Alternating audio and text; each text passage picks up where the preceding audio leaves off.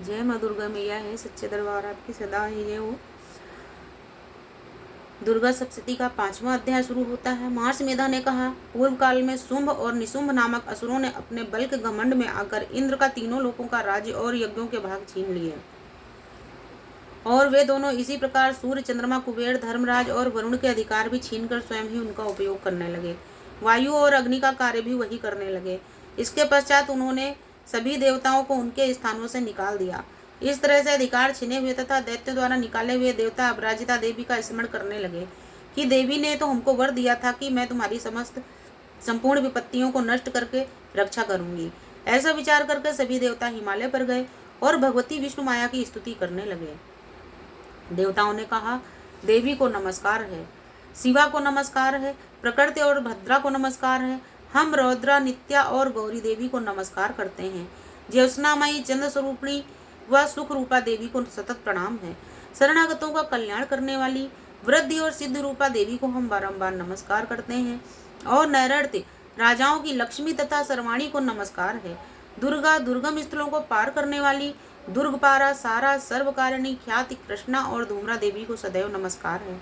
अत्यंत सौम्य तथा अत्यंत रौद्र रूपा देवी को हम नमस्कार करते हैं। जगत की आधारभूता कृति देवी को बार बार नमस्कार है। जिस देवी को प्राणी मात्र विष्णु माया कहते हैं उसको नमस्कार है, उसको नमस्कार है, उसको नमस्कार है। जो देवी समस्त प्राणियों में चेतना कहलाती हैं उनको नमस्कार है, उनको नमस्कार है, उनको नमस्कार है। जो देवी समस्त प्राणियों में बुद्धि रूप में स्थित है उनको नमस्कार है, उनको नमस्कार है, उनको नमस्कार है। जो देवी सभी प्राणियों में निद्रा रूप में स्थित है उनको नमस्कार है, उनको नमस्कार है, उनको नमस्कार है। जो देवी सतत प्राणियों में सुधा रूप में स्थित है उनको नमस्कार है, उनको नमस्कार है, उनको नमस्कार है। जो देवी समस्त प्राणियों में छाया रूप में स्थित है उनको नमस्कार है, उनको नमस्कार है, उनको नमस्कार है।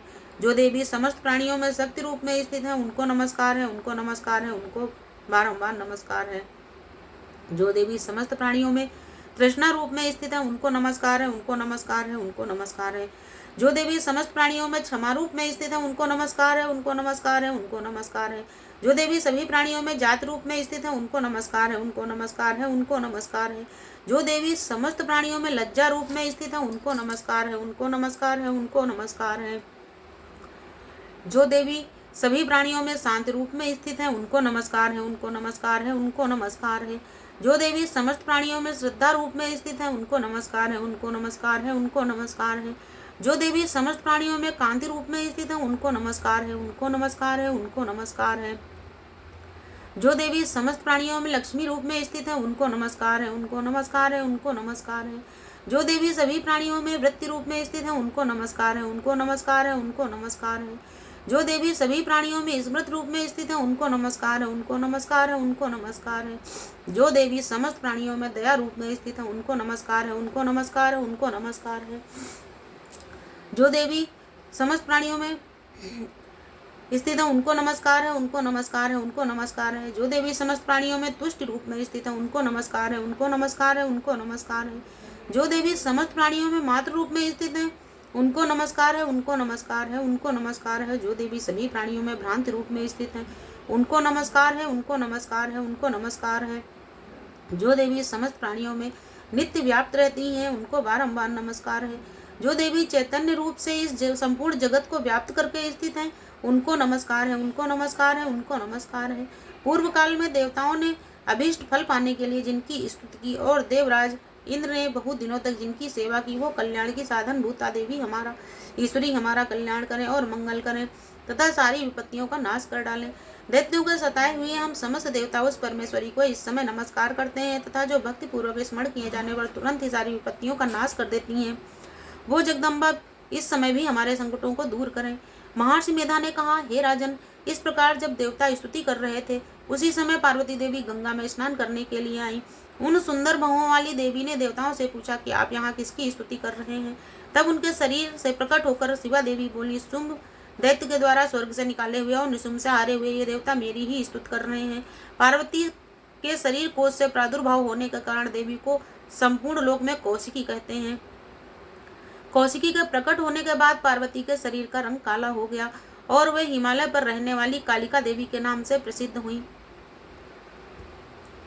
फिर शुंभ और निशुंभ के सेवक चंड मुंड वहां आए और उन्होंने परम मनोहर रूप वाली अंबिका देवी को देखा। फिर वे शुंभ के पास जाकर बोले, महाराज, एक अत्यंत मनोहर स्त्री है जो अपनी दिव्य कांति से हिमालय को प्रकाशित कर रही है।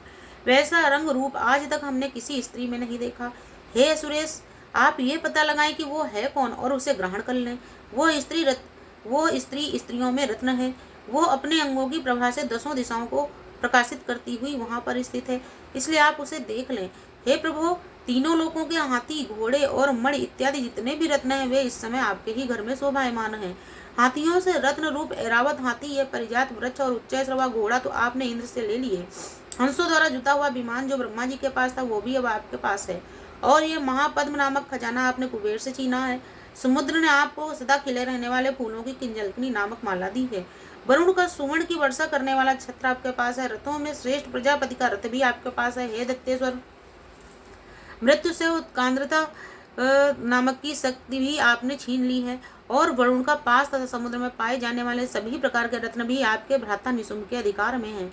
जो अग्नि में न जल सके ऐसे 2 वस्त्र भी अग्निदेव ने आपको दिए हैं। हे दैत्येंद्र, इस प्रकार सारी रत्न रूपी वस्तुएं आप संग्रह कर चुके हो, तो फिर स्त्रियों में रत्न रूपी यह कल्याणकारी अनुपम स्त्री आप क्यों नहीं ग्रहण करते? महर्षि मेधा बोले, चंडमुंड का ये वचन सुनकर शुंभ ने महादैत्य सुग्रीव को दूत बनाकर देवी के पास भेजा और कहा कि तुम मेरी आज्ञा से वहां पर जाकर ये बातें कहना और ऐसा उपाय करना जिससे वह प्रसन्न होकर तुरंत मेरे पास चली आए। वह दूत पर्वत के उस रमणीय भाग में पहुंचा जहां देवी रहती थी। दूत ने मधुर वाणी में कहा, हे देवी, असुरराज शुंभ जो इस समय तीनों लोकों का स्वामी है, मैं उसका दूत हूँ और यहाँ तुम्हारे पास आया हूँ। सभी देवता उसकी आज्ञा एक ही स्वर से मानते हैं। अब उसने जो संदेश भेजा है वो सुनो। उसने कहा, इस समय संपूर्ण त्रिलोक मेरे अधिकार में है और सारे यज्ञों के भागों को मैं पृथक पृथक ही लेता हूँ और तीनों लोकों में जितने भी श्रेष्ठ रत्न हैं वो सब मेरे पास हैं। देवराज इंद्र का वाहन ऐरावत मैंने उससे छीन लिया है। उच्चैश्रवा घोड़ा जो क्षीर सागर के मंथन से प्रकट हुआ था उसे देवताओं ने मुझे समर्पित किया है। हे सुंदरी, इसके अतिरिक्त और भी जो रत्नाभूषण हैं, पदार्थ हैं, देवताओं, गंधर्वों और नागों के पास थे, वे सब मेरे ही पास हैं। हे देवी, मैं तुम्हें संसार की स्त्रियों में रत्न मानता हूँ। तुम मेरे पास आ जाओ, क्योंकि रत्नों का उपभोग करने वाला मैं ही हूँ। हे चंचल कटाक्षों वाली सुंदरी, तुम मेरी या मेरे पराक्रमी भाई निशुंभ की सेवा में आ जाओ। मेरा वरण करने में तुम्हें अतुल महान ऐश्वर्य प्राप्त होगा। तुम अपनी बुद्धि से विचार करके मेरी पत्नी बन जाओ। महर्षि मेधा ने कहा, दूत के ऐसा कहने पर संपूर्ण जगत का कल्याण करने वाली भगवती दुर्गा मन ही मन गंभीर भाव से मुस्कुराई और इस प्रकार बोली, हे दूत, तुमने जो कुछ कहा है वो सत्य है, इसमें तनिक भी झूठ नहीं है। शुंभ इस समय तीनों लोकों का स्वामी है और निशुंभ भी उसी की तरह पराक्रमी है, किंतु इस संबंध में मैंने जो प्रतिज्ञा कर रखी है उसे सुनो।